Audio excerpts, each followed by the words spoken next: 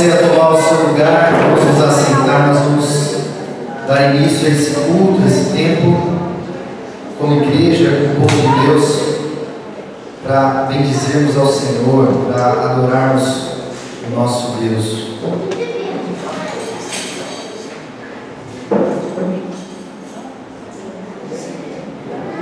Salmo 112 diz assim, aleluia, como é feliz o homem que teme ao Senhor, que tem grande prazer em seus mandamentos.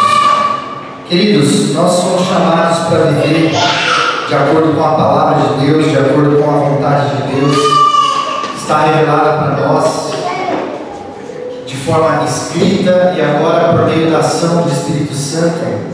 Deus quer gravar a sua palavra no nosso coração. E feliz é o homem que conhece o Senhor, feliz é o homem que conhece a verdade revelada por meio de Jesus, feliz é o homem que tem prazer em viver de acordo com a vontade de Deus.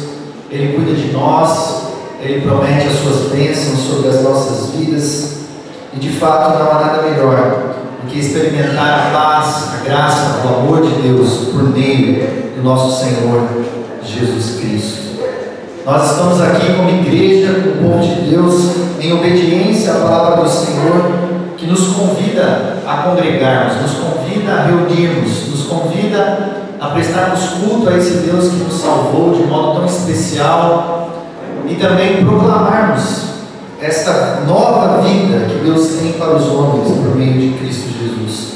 Especialmente hoje, que nós podemos nos reunir em torno da mesa, aonde nós vamos celebrar a entrega amorosa de Jesus por mim e por você, e nós, respondendo a Deus em obediência, participaremos do sacramento da ceia.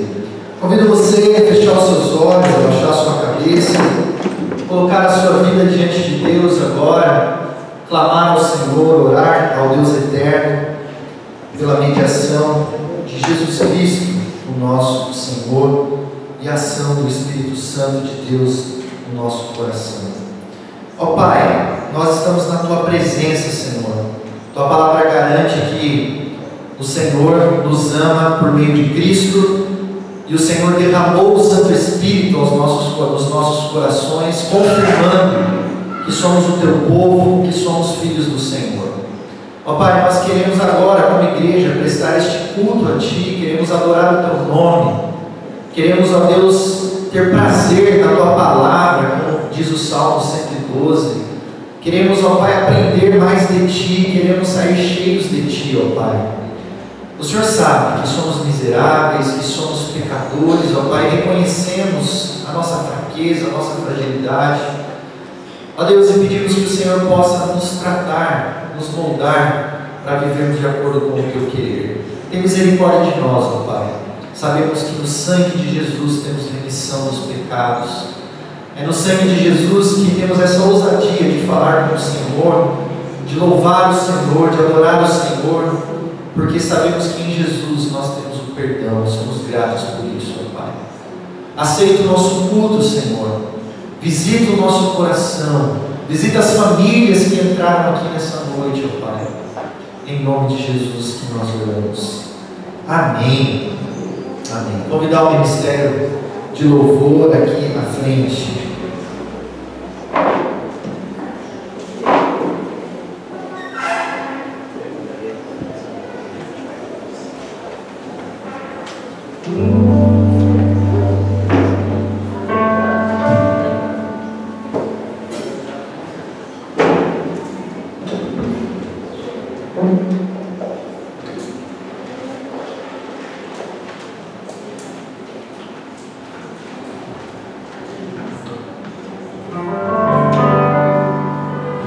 Convidar você a se colocar de pé.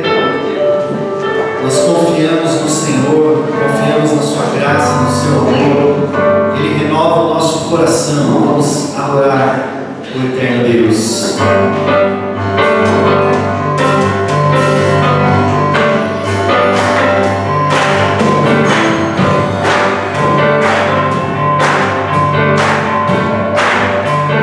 Nossas forças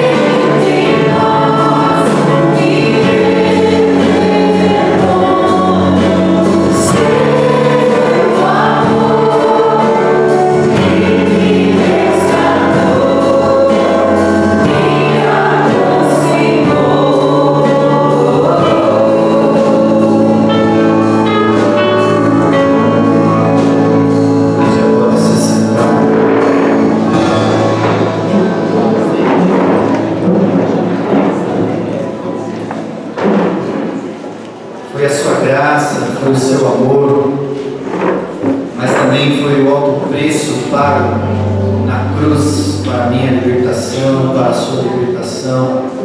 Cristo prova o seu amor se entregando por nós.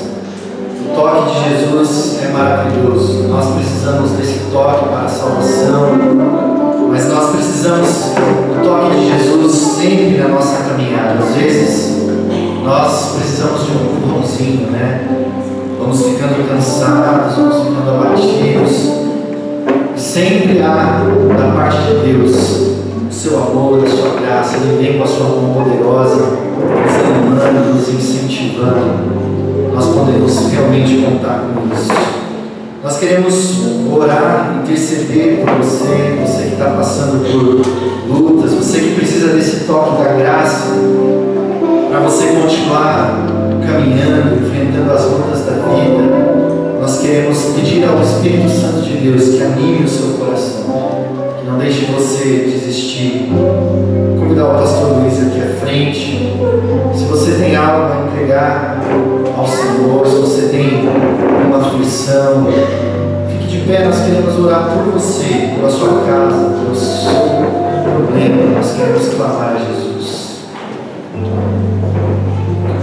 Querido Deus, Pai eterno, nós te louvamos, ó Pai, por tudo que o Senhor é, por tudo que o Senhor já fez por nós, especialmente ali na cruz do Calvário, Pai, onde Jesus se esvaziou do seu poder e veio até a terra para morrer em nosso lugar, Pai. Se olharmos para as nossas vidas, ó Pai, nesta noite, ó Pai, certamente, Senhor, nós não temos nada de bom, ó Pai, para te oferecer, mas estamos aqui, ó Pai, porque fomos lavados, ó Pai, purificados, transformados, regenerados pelo precioso sangue de Jesus Cristo, que foi derramado em nosso favor. E por esse sangue nós temos a salvação eterna. Por esse sangue, ó Pai, derramado ali na cruz, nós podemos hoje, ó Pai, te buscar. Nós podemos hoje, ó Pai, ter livre acesso, ó Pai, até o teu trono de graça. Clamamos agora, Pai, pela tua igreja, ó Pai, por cada vida que está aqui nesta noite, ó Pai, por cada pedido de oração, ó Pai, por cada necessidade, ó Pai. Amém, Senhor. Pelas angústias também, ó Pai, que muitos de nós temos, ó Pai, quando queremos uma resposta, e às vezes as respostas que esperamos, ó Pai, elas não vêm no tempo que nós imaginamos, mas certamente as tuas respostas, elas vêm da melhor forma possível ao nosso encontro. Por isso, ó Pai, enquanto as tuas respostas não vêm, ó Pai, na direção de cada necessidade aqui, que o Senhor possa acalmar o nosso coração, dar muita paz, permitir que nós possamos, ó Pai, continuar caminhando pela fé, apesar das lutas, apesar das dificuldades, sabendo, ó Pai, que nós não estamos caminhando sozinhos, que o Teu Espírito Santo, ó Pai, Consolador, continua dia a dia ao nosso lado, ó Pai, nos animando, nos fortalecendo, alegrando a nossa vida. Esteja com cada vida, ó Pai. Atende, ó Pai, a necessidade dos nossos queridos irmãos, ó Pai. Cremos no Teu poder. Oramos em nome de Jesus. Amém.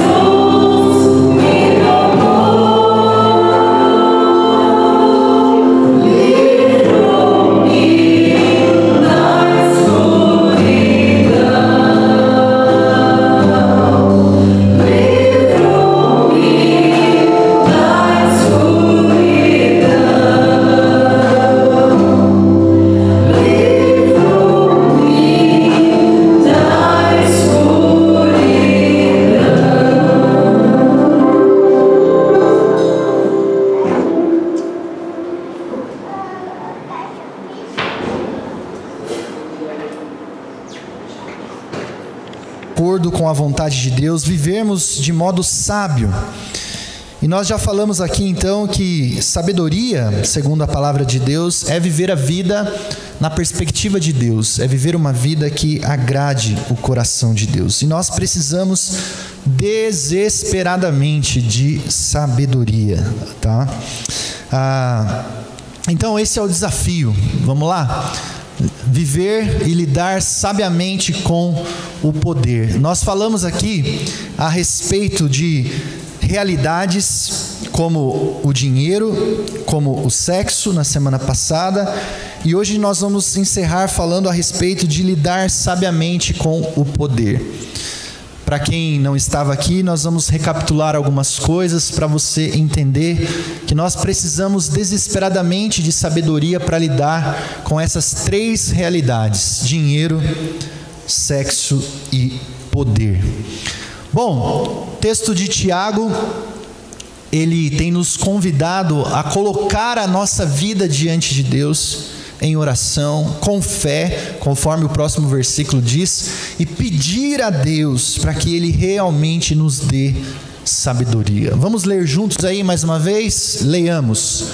Se algum de vocês tem falta de sabedoria, peça a Deus, que a todos dá livremente, de boa vontade, e lhe será concedida.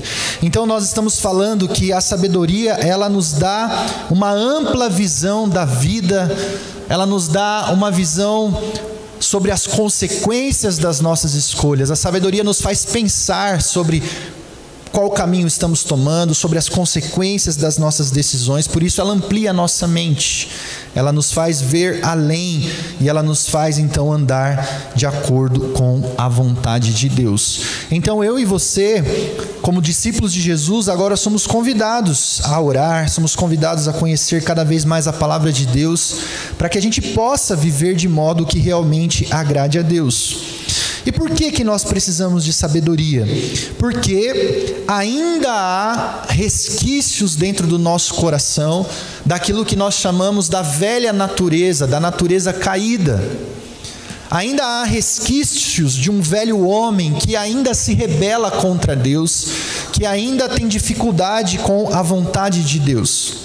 E hoje eu queria mostrar para você, eu não mostrei nos outros dois sermões, mas o próprio Tiago vai falar disso, o apóstolo Tiago vai esclarecer isso para nós. Pode passar aí, lá no versículo 13 do capítulo 1 também, e o versículo 15 ele diz assim: quando alguém for tentado, jamais deverá dizer, estou sendo tentado por Deus, pois Deus não pode ser tentado pelo mal, e a ninguém ele tenta.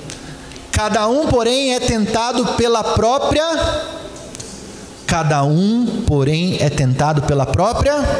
cobiça, sendo por esta arrastado e seduzido. Então a cobiça, tendo engravidado, dá à luz o pecado, e o pecado, após ter sido consumado, gera o quê? A morte. Então nós estamos falando aqui sobre duas realidades. Primeiro, a sabedoria, ela te faz viver de acordo com a vontade de Deus. A sabedoria te ajuda a viver uma boa vida, uma vida justa, uma vida santa, uma vida que agrade a Deus, uma vida coroada de bênçãos. Porém, há uma outra força dentro de nós que nos arrasta e nos seduz, e nos leva ao pecado que gera a morte. Nós ainda lidamos com isso. Então nós estamos falando aqui sobre a força do desejo obsessivo, do desejo pecaminoso, que aqui o apóstolo Tiago chama de cobiça. Nós ainda temos esse desejo obsessivo para o pecado, e ele chama aqui de cobiça. Então ele usa uma imagem aqui, ele diz: a cobiça, ela pode ser arrastada e seduzida. Aqui ele usa uma imagem interessante que eu aprendi com um pastor, teólogo, revitalizador de igreja chamado Jefferson Alvarenga, né? Então essa semana, meu amigo que vocês conhecem, eu estava ouvindo ele, e ele estava explicando justamente esse texto aqui, então méritos a ele. Ele cita aqui um autor dizendo que quando ele fala do arrastar e do seduzir, ele está falando, usando a imagem da caça e da pesca.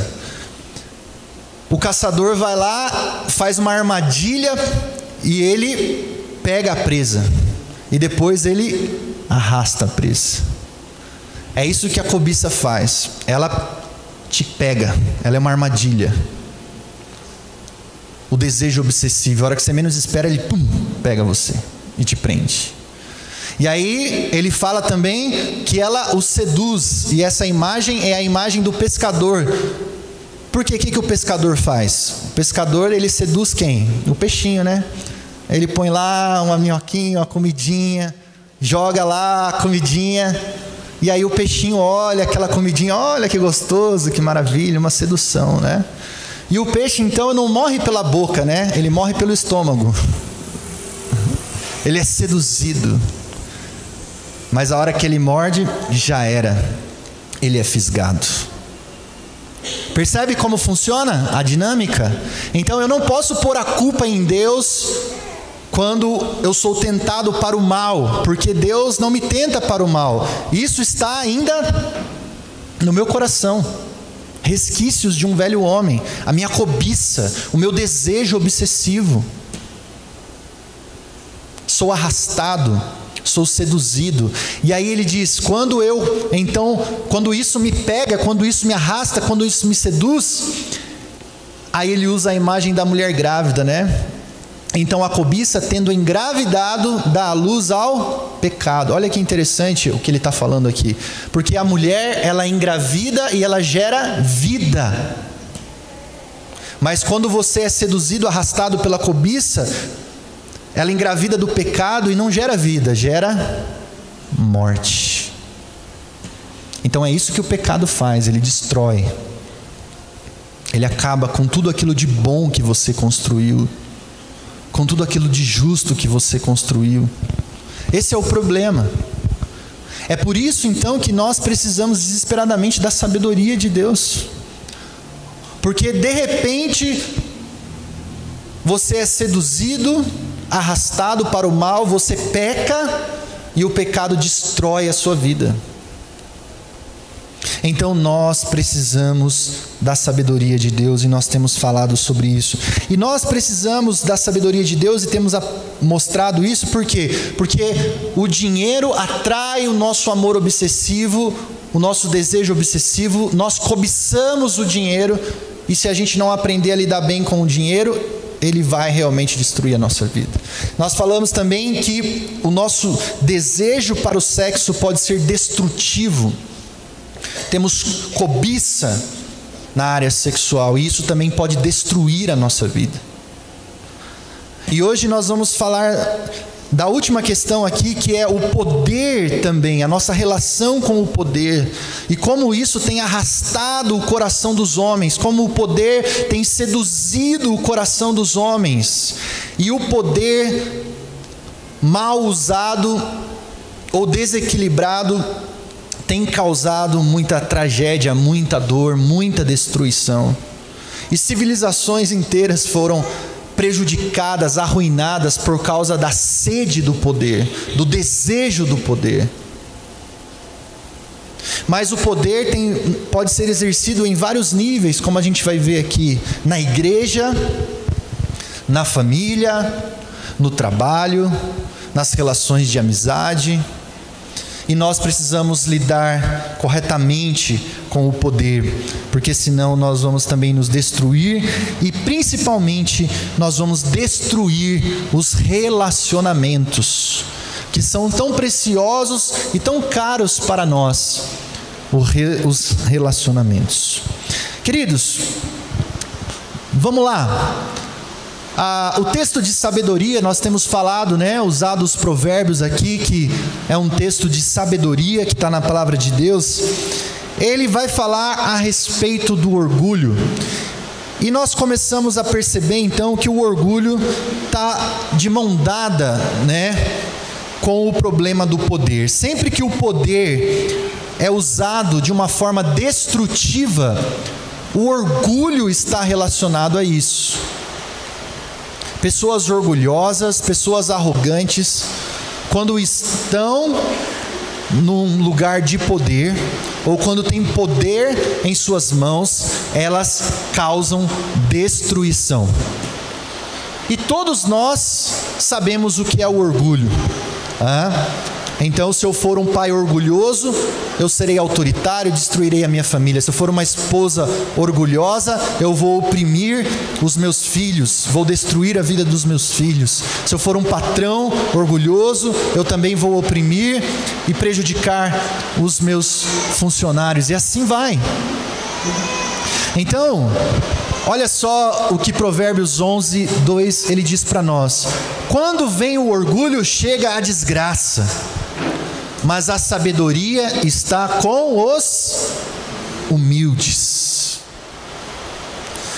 Então, o convite da sabedoria para nós é que a gente rejeite o orgulho, é que a gente trate o nosso orgulho, para que a gente não se perca no exercício da autoridade e do poder que está nas nossas mãos. Todo mundo aqui tem, em certo nível, poder e autoridade em suas mãos, pelo menos sobre uma pessoa ou mais. E se formos orgulhosos, nós causaremos muito dano, mas se formos humildes, nós teremos a sabedoria. Nós proporcionaremos um relacionamento saudável. Nós seremos uma bênção para as pessoas que realmente estão ao nosso redor. Então, a pessoa que está no poder e ela é orgulhosa e ela é arrogante, ela se utiliza, queridos, de alguns quesitos, para exercer o seu poder. E esse é um poder que destrói. Olha só que interessante, os artifícios que uma pessoa orgulhosa tem nas mãos para se manter no poder, para não perder a sua posição. Mas esses artifícios, eles são altamente destrutivos. Então, se você conhece uma pessoa orgulhosa, se você lida com uma pessoa arrogante, talvez você vá claramente perceber que ela se utiliza desses artifícios. Ou seja, ela se utiliza da chantagem, ela se utiliza da manipulação, ela se utiliza da punição e, por último, e se for preciso, ela se utiliza da violência. Essa pessoa, para manter a sua posição, porque ela é orgulhosa, porque ela é arrogante, porque ela ama o poder, porque ela ama a sua posição de subjugar as pessoas, então ela faz isto. Ela se utiliza da chantagem, ela se utiliza da manipulação, ela se utiliza da punição, ela se utiliza da violência. E isso acontece inclusive nos lares, entre o marido e esposa, entre pais e filhos, entre patrões e empregados. Então, o uso da chantagem, da violência, da manipulação, da punição é percebido nesses relacionamentos.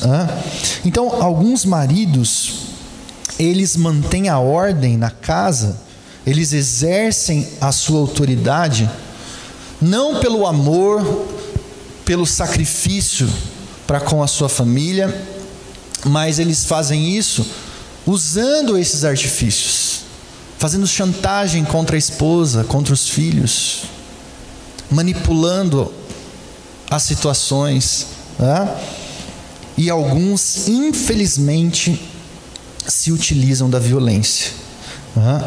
E as mães, algumas mães também fazem isso. Elas também exercem a sua autoridade dentro de casa sobre os seus filhos, mas desta forma, e elas se equivocam quando usam desses pontos. Então, a mãe precisa sim orientar o seu filho, a mãe precisa sim corrigir o seu filho quando for preciso, levá-lo à maturidade, mas tem que tomar cuidado para não cair em chantagem, manipulação, punição e violência. Tá? A gente vai explicar isso melhor mais para frente, porque de fato Deus deu autoridade para os pais sobre os seus filhos. De fato, tem hora que os pais precisam aplicar disciplina dentro de casa, mas existe uma base para isso e a gente vai chegar lá. E se você não tiver essa base de autoridade, você vai exercer a sua autoridade, o seu poder de forma equivocada, e você só vai ferir os seus filhos, ou você só vai ferir a sua esposa, ou a esposa só vai ferir o seu marido, e assim por diante. Então, isso acontece nas amizades também, né? Eu não sei se você conhece ou se você tem amigos assim, né? Que eles querem manter as amizades e manter você perto deles, mas por meio de chantagem, por meio de manipulação. E isso sufoca a gente, porque é difícil, né, conviver com pessoas que querem manter a amizade, mas por meio de chantagem. Você estava lá na casa de fulano, nem me chamou, sou seu melhor amigo, né? Não falo mais com você, não marco mais você no Instagram também, né? Não posto mais a sua foto comigo, sabe? Por meio de manipulação, por meio de chantagem. É difícil. Então isso destrói relacionamentos. Não é uma coisa saudável, não é uma coisa orgânica, à vontade. Está sempre manipulando e falando mal de você para um, falando mal para o outro de você e de você para um, e assim vai, querendo manipular situações. É complicado. Então, isso é um problema dentro de casa, entre maridos e mulheres, entre mães e os filhos, pais e filhos, patrões e empregados, e entre os amigos. Cuidado com isso, tá? Porque isso é um grave problema. É muito curioso, queridos, quando você estuda a história de homens que chegaram a um nível de poder muito alto, que tiveram muito poder, muita influência nas suas mãos, e é difícil você não perceber o desvio dessas pessoas. Sempre essas pessoas que tiveram muito poder nas suas mãos, muita influência, acabaram sendo seduzidas pelo poder. Acabaram se tornando pessoas orgulhosas e transformaram o uso do poder de forma destrutiva. Na Bíblia a gente tem isso. A gente começou essa série de sermões falando de quem mesmo? Agora vamos ver quem vai tirar 10 de novo. Salomão. Agora o Marco Aurélio tirou um 10. Nós começamos essa série falando de Salomão, que começou bem pedindo sabedoria para Deus, mas depois, por causa da fama, por causa do dinheiro, por causa da influência, ele se desviou, se perdeu completamente. Então, dizem que o poder, ele corrompe, e o poder absoluto corrompe absolutamente. Então, se você tiver curiosidade, dá uma estudada na história dos imperadores romanos, por exemplo. Dá uma olhada na história dos imperadores romanos, um por um. A começar lá pelo Júlio César, né? Que em tese não foi um imperador, mas um ditador romano. E a partir dele, então, a partir de Júlio César, você tem então os ditadores romanos. E você vai vendo que por mais que eles tenham feito coisas boas, mas por causa de tanto poder na mão, eles também fizeram coisas terríveis. Eles foram seduzidos pelo poder, corrompidos pelo poder, e usaram o poder para a destruição. Tem coisas assim bizarras a respeito dos imperadores. Alguns imperadores foram assim completamente megalomaníacos, assim, gente assim que fez coisas absurdas, como Calígula, por exemplo, como Nero, por exemplo. porque se sentiam, na verdade, como deuses. Eles tinham tanto poder nas mãos que eles agora não queriam mais ser considerados humanos. Eles queriam ser reverenciados como deuses, como Deus. E exigiram isso das pessoas. Instauraram culto à personalidade. É mais ou menos como na Coreia do Norte. Tem tanto poder na mão que eu não sou mais humano. Agora você tem que me adorar. Você tem que se curvar diante de mim. Então, algumas coisas curiosas aqui, né? O Calígula, por exemplo, né, que reinou ali do ano 37 ao 41 depois de Cristo, ele era muito excêntrico. Alguns falam que é só boato, né? Mas enfim, isso ficou para a história, de que ele quis nomear o seu próprio cavalo para ser um senador de Roma, né? Nomeia aí o meu cavalo para ser o senador romano. E fora a sua crueldade, fora as baixarias, fora toda a sua loucura, né? As suas relações incestuosas com as suas irmãs, casou com as suas irmãs, enfim, é uma longa história. O tal do Cômodo, que filho de Marco Aurélio, né? Que era um brutamontes e gostava de sangue. Alguns dizem, né, as más línguas, que ele era um gladiador de Araque, né? Ele queria ser reconhecido como gladiador, ele entrava na arena para lutar, matava o seu rival, mas na verdade era um telequete, era tudo combinado, ele sempre ia ganhar. Só para as pessoas dizerem: oh, você é o cara, você é o maior, né? O Nero, por exemplo, se tem uma coisa que ele não fez é nepotismo, porque ele matava todo mundo da sua família. Então ele não pode ser acusado de nepotismo, porque ele ficou tão louco pelo poder que ele achava que a qualquer momento qualquer pessoa da família poderia querer roubar o seu poder. Então ele matou a mãe, ele matou o filho, matou os irmãos, matou os parentes, tudo, para não ter problema. Vou ficar no poder aqui.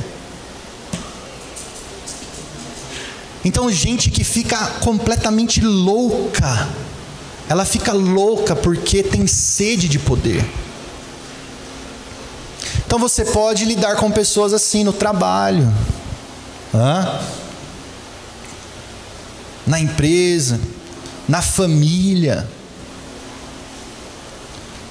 E a palavra de Deus então convida você a não ser esse tipo de pessoa, ser uma pessoa que tem sede de poder, que quer dominar sobre os outros, que quer estar sempre sendo reverenciado. Porque a sabedoria nos convida à humildade. A humildade. Queridos, pense nos discípulos de Jesus. E agora, eu queria que você visse que isso acontece na igreja. Olha só o que diz aí os evangelhos a respeito dos discípulos. Vamos lá. Pode passar. Jesus nos ensina a respeito do poder, mas o poder que constrói e não o poder que destrói. E olha que interessante. Está lá no Evangelho de Marcos, no capítulo 10, a partir do 35. Nisso, Tiago e João, filhos de Zebedeu, aproximaram-se dele e disseram: Mestre, queremos que nos faça o que vamos te pedir. E aí Jesus virou para eles e disse: O que vocês querem que eu lhes faça? Então, os discípulos de Jesus, 2 deles, eram 12, 2 deles, Tiago e João, chegam para Jesus e falam: Jesus, eu vou pedir um negócio para o senhor e faça por nós isso. Tá bom? O que vocês querem? Vamos lá. Eles responderam: permite que na tua glória nós nos assentemos, um à tua direita e outro à tua esquerda. Ah, que coisa boa, hein? O que está acontecendo aqui? Jesus, ele falava do seu reino, que ele veio implantar o seu reino, e que um dia esse reino seria pleno, um reino de paz, um reino de amor, um reino de alegria. E na mentalidade dos discípulos, quando eles pensavam a respeito de reino, eles imaginavam mais ou menos o reino de Davi. Um rei tem os homens poderosos ao seu lado, os generais, os ministros, que ficam próximo ao rei. Então o que eles estão dizendo aqui? Olha, Jesus, quando o seu reino vier e tudo for colocado, nós queremos ser aquelas pessoas que estão lá do ladinho do Senhor, próximo do poder ali, ó. A gente quer estar ali, ó. Então isso tem na igreja. O pastor, ele tem autoridade, sim ou não? Dada por Deus, para governar o povo, governar a igreja, os presbíteros. Mas de repente eu posso usar todo esse poder para destruição, exigindo coisas das pessoas que não são bíblicas. E isso acontece. Pessoas que estão na igreja, mas não estão servindo por amor, não estão servindo para abençoar, mas querem reconhecimento, querem prestígio. Então isso está no nosso coração. Foi assim com os discípulos. Eles achavam que eles poderiam ter um lugar de destaque. Mas Jesus está dizendo, vai dizer para eles agora, olha só o que Jesus vai dizer. Primeiro que isso gerou um grande problema, né? Quando os outros 10 ouviram essas coisas, eles ficaram indignados com Tiago e João. Jesus os chamou e disse: vocês não sabem que aqueles que são considerados governantes das nações as dominam? E as pessoas importantes exercem poder sobre elas? Agora olha o que Jesus está dizendo. Não será assim entre vocês. Pelo contrário, quem quiser tornar-se importante entre vocês deverá ser servo. Quem quiser ser o primeiro deverá ser escravo de todos. Vamos lá, pode passar. E aí ele vai encerrar dizendo: não será assim entre vocês. Pelo contrário, quem quiser tornar-se importante deverá ser servo. Quem quiser ser o primeiro deverá ser escravo de todos. Pois nem mesmo o Filho do Homem veio para ser servido, mas para servir e para dar a vida em resgate por muitos. Então Jesus agora, ele dá o exemplo dele mesmo. Ele está dizendo: olha, nem o Filho do Homem, que é o próprio Jesus, veio para ser servido, mas para servir. Então a questão, queridos, é o seguinte: Jesus, ele tem autoridade. Ele tem autoridade sobre a minha vida, sobre a sua vida? Tem. Ele tem o direito de dizer para mim e para você como é que a gente tem que viver? Tem. Mas nós poderíamos basear essa autoridade de Jesus pelo fato dele ser Deus, de que tudo aquilo que existe é porque ele trouxe a existência. Então, como Criador, ele tem todo o poder e toda a autoridade. Mas olha o que Jesus está dizendo aqui. E ele vai mostrar para nós que a autoridade dele não está baseada nisso. A autoridade dele está baseada no fato de que ele se tornou um servo e um escravo para nos dar vida. Então aqui a gente tem um princípio interessante que eu falei que eu ia explicar lá.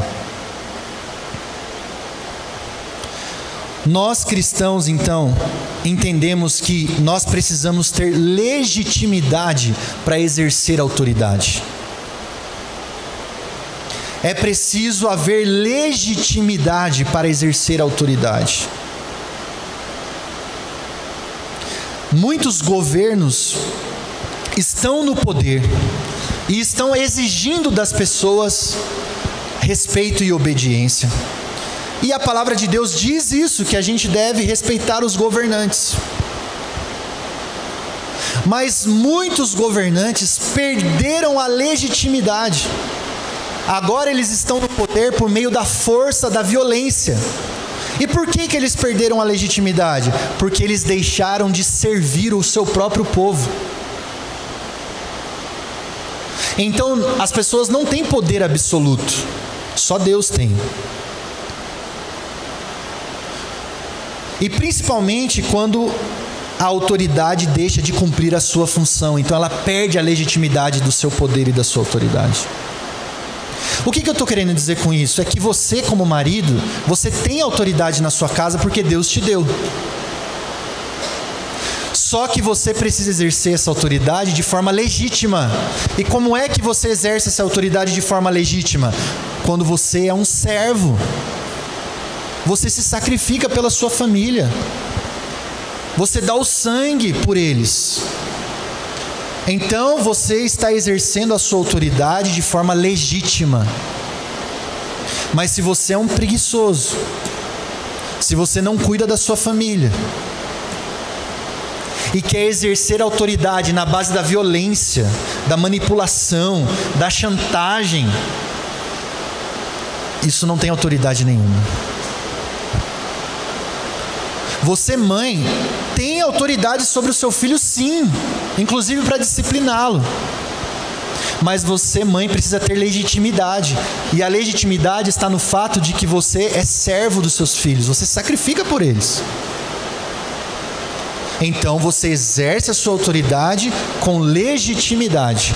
E o seu próprio filho, ele não terá como te tirar a autoridade, porque ele sabe que você é servo. Ele não consegue contestar você, porque você é alguém que serve a sua família. Então Jesus ensina os discípulos dizendo: olha, lá no reino dos homens, os governantes, eles querem dominar as pessoas. Mas agora, no reino de Deus, nós servimos as pessoas. E é esta atitude de servo que nos dá legitimidade para a gente exercer a nossa autoridade. Então, a mesma coisa o pastor. Deus deu autoridade ao pastor, aos presbíteros, mas nós não podemos perder a legitimidade. Se o pastor não cuida da igreja, não trabalha, não serve a comunidade, ele perde a legitimidade. E ele vai querer continuar no poder por meio da violência, da manipulação e da chantagem. Mas ele não tem mais legitimidade, porque ele não é servo, porque ele não ama, porque ele não se dedica. Então aqui a gente tem esse princípio. É assim que nós tratamos o orgulho do nosso coração, é assim que nós tratamos com a nossa sede de poder. Quer um exercício para poder fazer o seu orgulho dar uma baixada? Sirva, faça coisas de servo, lava o banheiro, cuide dos seus filhos, da sua esposa. E aí isso vai murchar um pouquinho o seu orgulho. A humildade vai vir no seu coração. E aí a sua autoridade vai crescendo. E aí você consegue exercer a autoridade.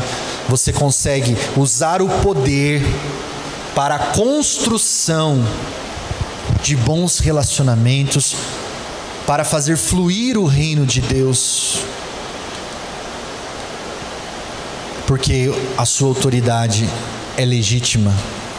E quando você impor uma disciplina, aquele que recebe a disciplina recebe com alegria, porque é uma disciplina que vem de alguém que serve, que ama, que cuida, que se dedica. E você pode exercer a disciplina com tranquilidade, porque você sabe que tem legitimidade para fazer isso. Então, queridos, a palavra de Deus nos convida a não cedermos ao orgulho do nosso coração, a não cedermos à sede de poder. Pelo contrário, a sermos humildes, a sermos servos, como Jesus foi servo, porque Ele deu a sua vida por nós. Então, quando nós estamos diante da mesa da ceia do Senhor, o nosso coração fica constrangido.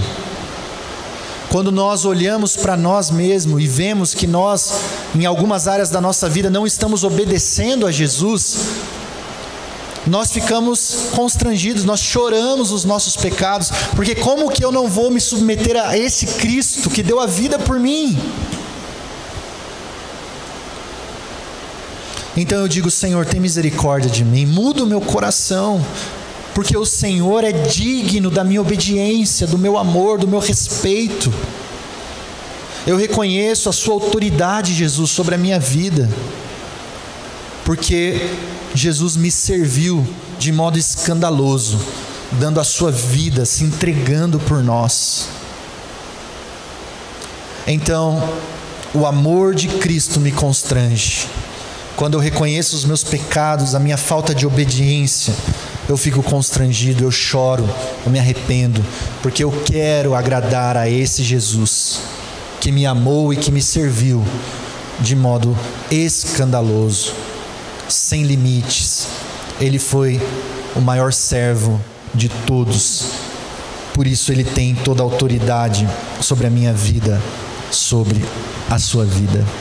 Amém?